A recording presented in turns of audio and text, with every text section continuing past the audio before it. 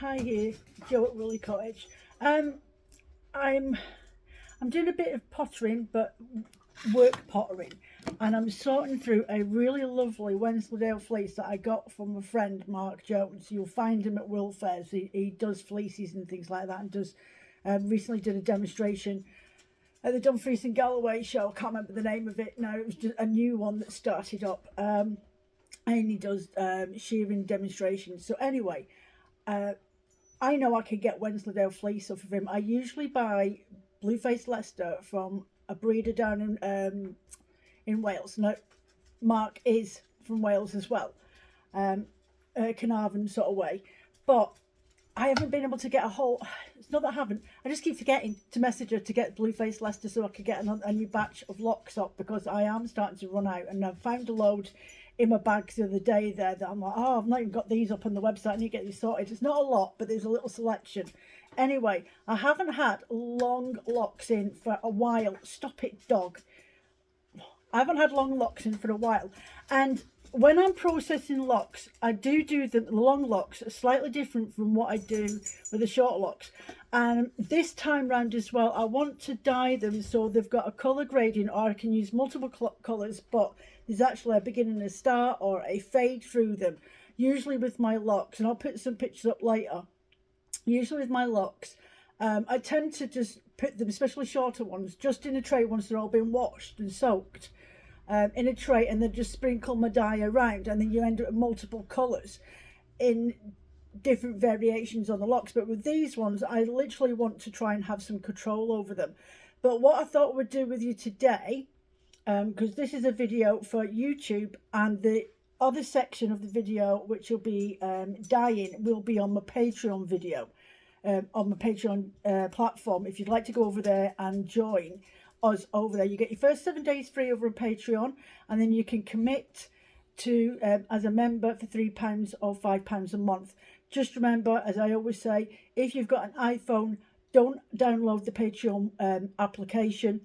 Go on to your Safari, your Firefox, or Yahoo, or whatever platform search engine you use for accessing the internet, and go on to Patreon directly from there and look up Woolly Cottage, and you'll find me over there. Because Apple, the Apple App Store charge a fee for using the Patreon app. So what you're paying, we're not receiving that full amount of money. So just for talk's sake, I charge £3 for the cheapest membership, and they may put 75 pence on top of that. You're paying that £3.75.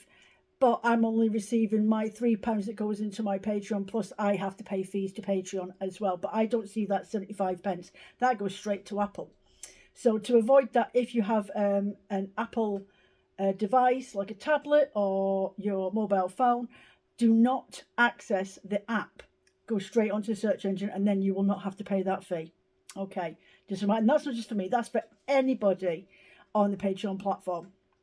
So I have these gorgeous long Wensleydale locks, and these ones I'm putting in the sink in bundles. I've weighed them out to 30 with the intentions that I'll get 25-gram long lock bundles, and I usually sell these on the website for about usually £8.50, £9, depending on the quality of what they look like when they come up. I will be putting some up. I will put a couple of bundles aside that won't be dyed. They will just be natural locks, because I know that there are a few of you out there that always message me now and again, have you got any natural? I'm like, no, I dye them. But I will put a couple of bundles aside, and I won't dye them. But yeah, so this is what I do. It's a bit of a windy process, but I'm really, really lucky, because this is a pretty, I mean, I'm literally getting the odd little barb and a little bit of grass. Oh, excuse my kitchen light, it's really dark in here today. So a little bit of grass, I just flicked on the floor because I haven't done the hoovering yet. You aren't the only ones, you know. I've got more than enough to do without having to stand and do the blinking hoovering and the mopping and all the rest of it. So I weigh them out in my normal digital scales and a little basket. I've got some mercantile cotton there, and I literally just click it on, and I'm looking for roughly 28 to 29 grams. Now I'm going with that because it's still got the lanolin on them, and it adds a little bit of weight to the locks. So I'm literally just going to put them in that basket. I'm at 10 10 grams now, and I grab the tips and I pull like that so the cut end comes off and I don't end up fluffing it out too much. I want the tips to be in a good looking like locks. If I pulled from the cut end, I'm not going to demonstrate it because I don't want to waste any, but if I pulled it from the cut end, from the cut end, potentially I could be splitting locks, and I don't want to do that. So I generally just grab the lock end and I pull up from the fleece, and I try and pull it as well from the fleece in the sense that I roughly know where the beginning and the end. There's the cut end under there, and there is the outside section. So I find an area that's on the outside of that fleece, and I just pull that off very gingerly, carefully. So what we got now? Hold on a minute. 29. So I'm quite happy with that. I'm going to set that to one side. I've got 1, 2 there. So this is roughly about 100 gram worth of locks that I'm going to do in one specific colourway. So I'll plonk that there for a moment, and I will move my scales out of the way, grab my cotton. Now, can you ever find a pair of scissors in the house when you need them? Not in my house. Not in my house. So what I'm going to do now is get my pulled locks, and I'm going to make sure that I can separate quite a few of them, because this is what I like to do. It's one way of me processing the locks in such a way. I would do this anyway if I was putting the locks into the dye tray and just doing willy-nilly colours, so they marble in together. So yeah, so, and it's another way for me just to verify that the locks are in a good state to work with. Plus, if there's any bits of grass or barbs in there, I can see them and take them out at the same time. There we go. So I've got a little bundle here. So again, I pull it from the tip and pull outwards, and it just means that that lock stays in its true form, and I just keep on going like that. I've been at this. I've got roughly about 200 grams in the sink now, and I've got this one here to do, and I want to do 400 grams of dyed locks in my bundles, and I want to do 100 grams of undyed locks. Can I split that one? See, that one looks quite grouped together, but it will split apart with a bit of control. And I want 100 grams of undyed locks, so they can go on the website as well, especially with Christmas around the corner and people might want to do Santa beards or whatever, and you don't want dyed locks. Then I'm actually going to make a point of not dyeing 100 grams of them. So I just put them in a bundle in my hand. I double check that there's nothing strange sat inside it. No beasties, no bugs, because you get them now and again as well. So at least this way you can see that I do process my locks by hand. I do take my time to do them and make sure they're all split. Even when I do, as I say, the multicoloured ones, I always prepare them really carefully and split them. If I don't do it before that, I dye them when I do my multicoloured ones, then I go through the exact same process afterwards once they're dyed. This has got some sticky parts in it where the lanolin, the fleece has been sat in a bag for a while. It's a bit darker. Sat in the bag for a while, and it's got this greasy spot, so it feels a bit sticky on my hand, but I don't mind. It's good for my hands and my skin. Hopefully my nails, I've got really, really brittle nails. No matter how much I try and grow them, they always split within a couple of days. So a bit of lanolin might help me and all. Right. Keep going until I get a nice little bundle. Make sure my locks and my tips are all facing the same direction. And use my hand as a bed and make sure all the tips are roughly about the same length when they're sat in my hand. As in, the tips are sat together at the end of my bundle in my hand. Sort of all a bit aligned and a bit more uniformed, because I am going to gently, loosely tie some cotton around them and then they'll go in the sink. And I've got a batch in the sink at the moment, just having a soak. So as I say, I've weighed these out at 30, roughly about 29, 30 grams each bundle.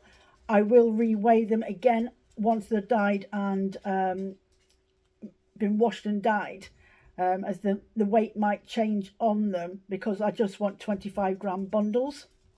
And then if there's any left over from each of the colourways, then I'll just put them in a mix selection bundle for the same weight of 25 grams, because they are long locks and not my shorter ones, where I usually do 30-gram bundles. There we go. Look at that. Really sweet. So now I'm going to get my piece of, and my kitchen knife, obviously, my potato knife, and I'm just going to loosely tie in a bow up the top here. Not too tight that it's squished and it's suffocated and the water can't get into the wool when it goes in the sink to soak, but enough that is gathered together and I can gently put them in the sink and they'll float around. So I've just got this one to do as well. So I'll pop off, I'll get this one done, and I will be back with you in a moment when I get them in the sink. Okay. Right, so in this sink are multiple bundles of this Wensleydale fleece. Now, it's not very greasy. Now, optimum temperature for washing fleeces is 60 degrees Celsius or 140 Fahrenheit. General rule, hand hot. Now, they say for something like merino, where it's a fine wool, you want to get to 60 degrees or 140 Fahrenheit.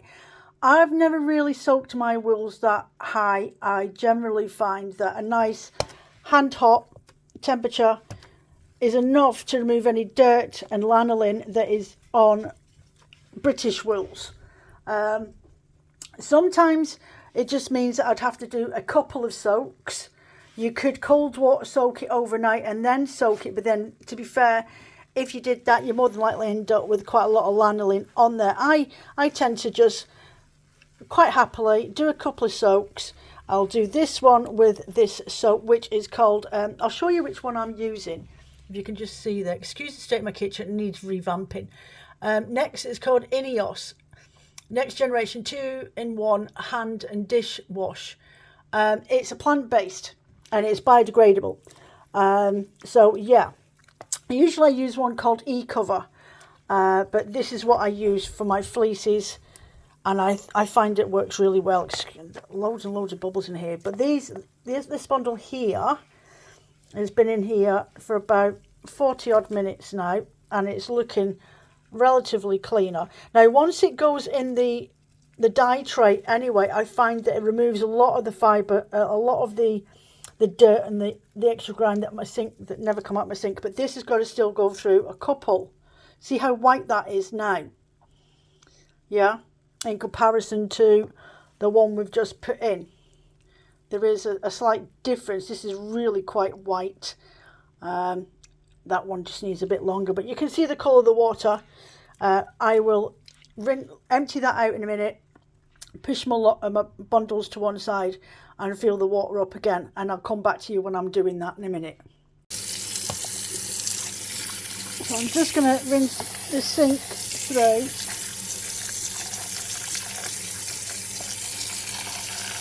It's really hard trying to film with with one hand instead of on the stand. So you can see that my locks are still in bundles.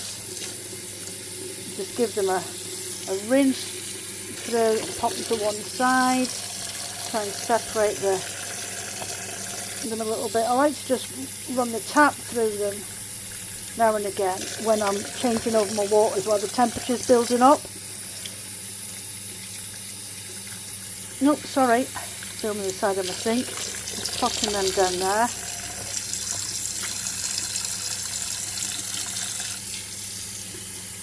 It does seem like a fruitless endeavour, tying them up in bundles, right? And I totally get it, and I do agree, but I genuinely just want them all to be in the same direction when I'm working with them, and the same weight if I can help it, because what I'm doing is that I'm soaking them in the sink and washing them, but I don't want to have to, I can't guarantee that I'm going to get the correct weight per tray. So at least if they're bundled up like this for the moment, even just for soaking, it means that I know it's 4 bundles is the 100-gram weight that I want for working with for one specific colourway. Then I know where I'm at. Do you know what I mean? It seems like a long-winded process, and it is, but because I want 4 bundles of 25 grams of each colourway that I dye in the tray, then I genuinely need to have a bit of control with them, because when they're wet I can't weigh them out, because I go from soaking to the dry tray. Now if I had time I could just soak them all, get them all really clean, dry them all up, then do it all later on, like separate them into lengths and stuff like that. But for me, I'm on the ball. I like to just get on with it. Do you know what I mean? Just get on with what I need to do, get them while they're wet, straight into the dye tray. I can take the ties off them when they go in the tray, but for the moment, because I want specifically these four lots of bundles in each colour mix that I'm going to be working with, I just want to make sure I've got it right, and I'm not ending up with like 120 of one lot of locks in one colourway and then only 80 grams of another. Do you know what I mean? So I'm just trying to make my life a little bit easier when it comes to working with batches. Trying to find where that tie is on that one. You can see the water's already starting to cloud up a little. Put those in there. They're definitely a lot cleaner than they were, and I'm just going to add a bit of this soaking. So I'll do 2 soaks. Come on. 2 soaks, and then I will do 1 normal soak in a clean water without any type of grease remover in there. And that water's getting quite hot now, so I'm quite happy with that. And I do it deep enough that the fleece and the locks and everything else, I've got room to float around as well, which just helps the liquid penetrate those locks. So it's a bit of a process, and you can see how, if I'm doing, especially when I'm doing custom orders, doing it like this, getting it in the tray while they're still wet, is just so much of a simpler operation for me. If I was just taking my time and I was planning like a couple of weeks ahead, then I could quite easily just shove the fleece in, all separated locks, put them in like that without being tied up in the bundles. Then I can separate them once they're all dried afterwards, and then do them in bundles and dye them up like that. But for now, for today, I just want to get them dyed and dried. It's Thursday afternoon, and I need to get these ready for Saturday. So I'm going to have to light the fire because we've got rain coming, and I just need time to get them dried, and I don't have the time to wash, dry, separate again, bundle, get them in the tray. I just don't have time for that today or for the next few days, because it's nearly the weekend and I've got listings to do. Right, so I'll get back to you again in a minute once this has been soaked for about 15-20 minutes usually is what I do. Takes me a couple of hours to get this going, but these are looking really, really great, and I'll show you the comparison from these to the ones that have not been washed. So I've ended up with just rinsing those off from that second soak, because they're not really greasy or heavily dirty, as you saw when I was processing them. So I've managed to get away with just washing those through twice, and I know that I'm going to put them straight in the dye tray. Now these are the ones that have not been washed yet. You can see the lanolin in there on that one specifically, and in the tips, but you can see the difference, a lot cleaner. in comparison, and they've just had 2 soaks in a warm hot water, about 40-50 degrees max. So what, about 120 maybe Fahrenheit. Excuse me on my temperature translations. We deal with degrees Celsius in the UK. So yeah, so these are going to get dyed. They'll be in the next part of this video, which will be, as I say, shown over on Patreon. So if you'd like to see the rest of this and don't want to wait 6 months, please pop over to our Patreon platform, and I'll catch you over there. If not, I'll see you in a couple of weeks for a live chat. Bye for now. Don't forget to subscribe and thumbs up, and leave any comments or questions below. So back with Patreon. So these are going to go back in the sink. I have got 100 grams down in there, plus another 2 of these. They're going in the sink to soak, and I'm going to go through the same process. There's all the ones that we've done already, and these will be going in the dye trays in a bit. Now I've got 100 grams of long locks, Wensleydale long locks, to go for undyed for the time being, and I've got 100 grams which I'm just going to put in the tray and dye them willy-nilly, so that at least I've got a bundle that like that, because I do know that some of my customers like it like that as well. But the ones that are all in 30 gram, 25 gram bundles, these I want to have in a striping effect, or at least different colour gradients for dyeing with. And you'll see what I mean in a bit when I get to that stage, once this lot's all washed and soaked. So they're spun off. They're not dry yet. They've been spun off in the spin dryer. So they won't take long to dry up at all. I will have to undo the strings and pull them apart a little bit, because they do sort of combine together a little bit at the top. So you just want to undo these and release the locks. So these are the ones that were tipped and tailed in the dye pot like that. Okay, so you've got the greys going into the pinks down there. So everyone likes their own sort of versions of that. I quite like it this way, but that's just as nice as well. It looks like it's more dominant pink and that's more dominant grey, but they're exactly the same, from the same dye pot. They've just been put in a different way. Next up we've got this one.